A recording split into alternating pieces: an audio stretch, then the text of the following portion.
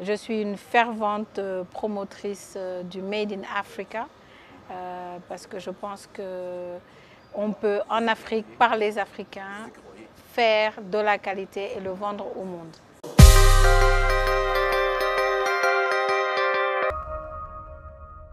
Je m'appelle Mame Khary Diène, je suis serial entrepreneur dans le milieu agricole parce que je suis directrice des laboratoires Bioessence que j'ai créé en 2005 et je viens de créer très récemment une structure qui s'appelle Biocondiment qui est dans les épices, les thés d'Afrique et enfin depuis 2 ans j'essaie de partager tout ce que j'ai appris dans l'agribusiness et j'ai créé une structure de consultance qui s'appelle 3 experts. Je suis sénégalaise, comme toute sénégalaise standard qui a fait ses études au Sénégal et puis après je suis allée faire mes diplômes universitaires en France et j'ai travaillé pendant 6 ans là-bas avant de rentrer pour me consacrer au développement de façon modeste mais comme je peux, en tout cas contribuer à mettre ma main à la pâte au développement de mon pays et de l'Afrique en général. Je suis une fervente promotrice du Made in Africa parce que je pense qu'on peut en Afrique, par les Africains, faire de la qualité et le vendre au monde.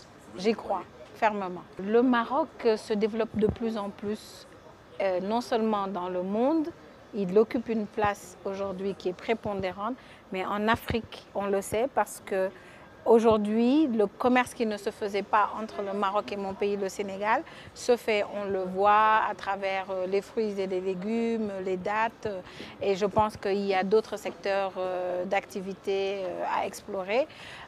Believe in Africa est un événement incroyable parce que je pense que pour une première fois, ce ne sont pas les grandes institutions qui organisent, c'est une dame qui s'investit et qui met la thématique de l'agriculture et des femmes en Afrique. Et je pense que ça vient à point nommé parce que nous savons que les femmes occupent la majeure partie de la main-d'œuvre, plus de 60% en moyenne en Afrique et pourtant elles ne bénéficient en moyenne, encore une fois, que d'à peu près 21 à 24% des revenus qui sont tirés de l'agriculture. Donc en fait, mettre les femmes et les jeunes filles au centre de l'agriculture, c'est peut-être proposer une autre image de l'Afrique. Comme je l'ai dit, je pense qu'un lifting doit être fait de cette agriculture africaine, qu'elle soit marocaine, qu'elle soit sénégalaise, qu'elle soit camerounaise ou autre, qu'on croit qu'il est possible non seulement de produire, mais de transformer. Et de transformer, donc c'est vraiment un lifting marketing, comme je l'appelle. L'Afrique a ses produits traditionnels, des céréales qui sont... Il paraîtrait que la première graine d'Afrique qu'Allah aurait donnée au monde, vu que l'Afrique est le berceau de l'humanité, ce serait le fonio, cette petite graine qu'il a dit à Adam, plantez-la. Et donc aujourd'hui, on se rend compte qu'une graine comme ça, par exemple, en termes nutritionnels, elle est formidable pour le diabète. Les gens qui ont le diabète peuvent en consommer à satiété. Les éléments nutritionnels sont fantastiques. Et pourtant, c'est quelque chose qui est presque abandonné en Afrique au profit de cultures qui ne sont pas les nôtres et surtout au profit d'importations qui ne sont pas les nôtres. L'autre chose dont je voudrais vraiment parler, c'est plus le commerce intra-Afrique. Se dire que cet échange est un échange naturel entre que ce soit le nord de l'Afrique ou le sud de l'Afrique, mais en tout cas intra-Afrique, exactement, parce que ça change le paradigme de cette dépendance vers l'Occident ou les États-Unis ou même l'Asie, en termes de riz notamment et autres. On peut aujourd'hui non seulement commercer entre nous, mais il faut quand même tenir compte de certaines contraintes. Je fais toujours un plaidoyer pour ce commerce intra-Afrique, mais également pour la qualité au sein de toutes les chaînes de valeur agricoles. Parce qu'il ne suffit pas de chercher le bon engrais ou la bonne semence, il faut aussi se préserver des pesticides, il faut respecter les normes internationales parce que l'Afrique ne peut pas être l'exception de la non-qualité. Prenons le cas de la Côte d'Ivoire. Qui était premier producteur de cacao dans le monde, qui l'a perdu, qui est redevenu. Entre la Côte d'Ivoire et le Ghana, ce sont les deux plus grands producteurs. Ils sont à plus de 2 millions sur les 4 millions de cacao qui sont produits dans le monde. Et pourtant, c'est un petit pays, les Pays-Bas, qui n'ont pas un seul cacaoyer, ils n'ont pas d'arbres de cacao, qui aujourd'hui sont les plus grands transformateurs de cacao au monde, avec le chocolat, le beurre de cacao, tout ce qui est peut-être exploité au niveau du cacao. Et c'est eux qui tirent les revenus de cette chose-là. J'aime à donner l'exemple de la mangue dont on a parlé tout à l'heure. Regardez un produit comme celui-là. On en a partout en Afrique subsaharienne. Et lorsque c'est la période des mangues qui arrive, soit c'est vendu très peu cher, vous allez en bord de route, vous allez voir toutes les femmes qui vendent la même chose, ça pourrit au niveau des marchés et des champs. Alors que qu'est-ce qu'on ne peut pas faire avec la mangue en valorisant, c'est-à-dire ne pas la manger brute comme ça, mais on peut faire le jus de mangue, le sirop de mangue, le nectar de mangue, ça c'est pour la transformation en jus. Alors, je vous parle en plus de tout ce qui est la mangue confite, la mangue séchée, le chutney de mangue que les Indiens utilisent pour manger du riz et beaucoup de sauces. On a encore le vinaigre de mangue quand la mangue pourrit. Et quand on a épuisé toutes ces possibilités, la graine, le noyau de la mangue qui se jette, on peut encore en faire le beurre de mangue qui est utilisé en cosmétique et qui se vend 23 $ le kilo aux États-Unis. Nous, cosméticiens, on est obligés d'aller jusqu'aux États-Unis pour acheter le beurre et le ramener. Alors qu'on a la mangue chez nous. Je prends la même chose, vos clémentines au Maroc, par exemple. Les clémentines, comment dire, les oranges.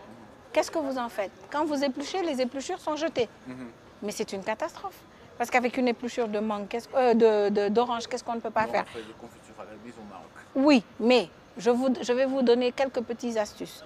Quand vous le trempez dans l'eau pendant 3 jours, vous avez un macérat à queue d'orange que vous vendez à l'industrie cosmétique. Vous le trempez dans l'huile, vous avez un macérat huileux. Vous le trempez dans l'alcool ou dans le sucre pendant 45 jours. Vous avez une essence qui parfume toute la pâtisserie et même l'industrie des jus. Vous utilisez les alambics que vous savez très bien faire au Maroc et vous avez des huiles essentielles. Donc, qu'est-ce qu'on va chercher ailleurs? L'Afrique a à offrir, l'Afrique a un potentiel énorme. Encore faudrait-il, pour lever ces contraintes, un vrai plaidoyer et un vrai engagement gouvernemental, non pas pour dire qu'on va financer ou autre, parce que l'Afrique a quelque chose de très spécifique. Le monde aujourd'hui est au social business. Tout le monde va chercher le social business. En Afrique, on a le social.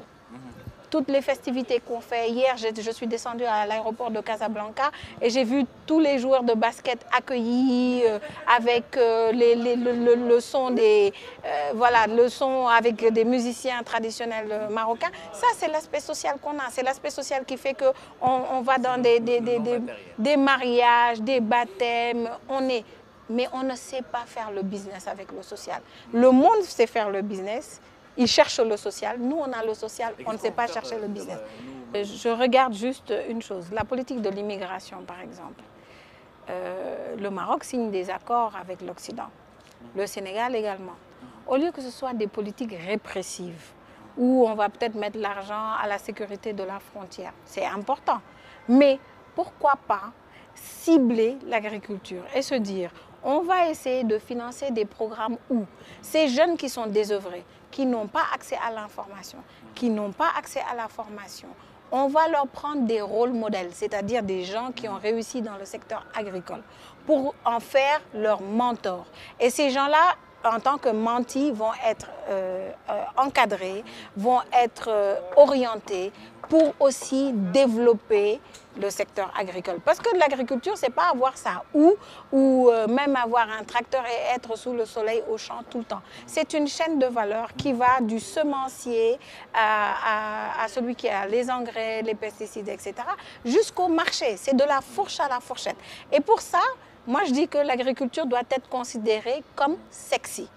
Alors, une agriculture sexy, c'est quoi? C'est qu'aujourd'hui, dans l'agriculture, ça forme des gens comme moi qui sont dans la cosmétique. L'agriculture forme des gens qui sont dans les vinaigres de haute qualité, les vinaigres de table, comme on les appelle, que ce soit le vinaigre d'anacarde ou le vinaigre de mangue.